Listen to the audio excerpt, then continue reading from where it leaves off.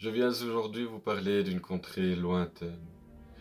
Une contrée où l'eau est rare, où se côtoient agriculteurs, pêcheurs et voleurs de bétail. Une contrée perdue au bout du monde, sur une grande île dans l'océan Indien. Un endroit avec une végétation endémique, si particulière, qu'elle n'était jusque récemment que piètrement cartographiée. Jusque récemment, car en effet, j'ai lors de mon TFE utilisé des données radar satellitaires Sentinel-1 pour cartographier le sud-ouest de Madagascar. Alors, un peu de contexte. Donc ce travail il s'est inséré dans un projet plus large qui se penche sur cette région de Madagascar. Une région semi-aride, caractérisée par des forêts sèches et des forêts xérophiles hautement endémiques. Une région également caractérisée par l'extrême pauvreté de ses habitants qui dépendent ainsi grandement de ces écosystèmes. Ces derniers sont aujourd'hui menacés par les pressions anthropiques et nécessitent une gestion durable à leur survie et au maintien des services qu'ils offrent aux populations locales.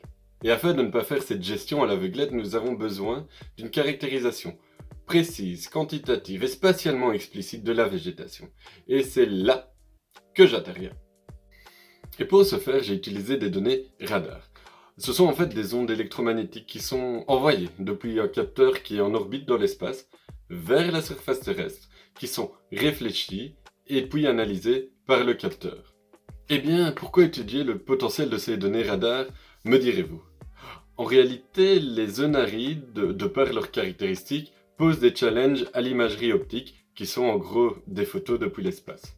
Et on sait que dans d'autres écosystèmes arides, l'imagerie radar peut outrepasser certaines de ces difficultés. Et donc, la question que je me suis posée, c'est finalement, si ça marche pour d'autres écosystèmes arides, pourquoi pas ici? Pour le savoir, avec Arthur, nous avons donc enfilé nos bottes, retroussé nos manches, et été sur le terrain pour récolter tout un tas de données, que j'ai ensuite combinées avec des images satellitaires, optiques, radars et leurs dérivés dans des algorithmes d'apprentissage, afin de réaliser des cartes d'attributs de la végétation ligneuse, tels que le pourcentage de sol qu'elle recouvre, sa masse aérienne ou encore sa hauteur. Alors qu'est-ce que tout cela m'a appris? Eh bien, tout d'abord que le radar est à même de cartographier ces écosystèmes. Ensuite, quels sont les paramètres importants pour le radar. De plus, que le radar combiné à l'imagerie optique, de par leur complémentarité, est pertinent ici. Et nous avons donc maintenant une cartographie de la végétation d'une précision sans précédent, ainsi qu'une méthode qui seront valorisées au travers d'un doctorat qui viendra en support au projet et dans le futur aux différentes organisations travaillant sur place.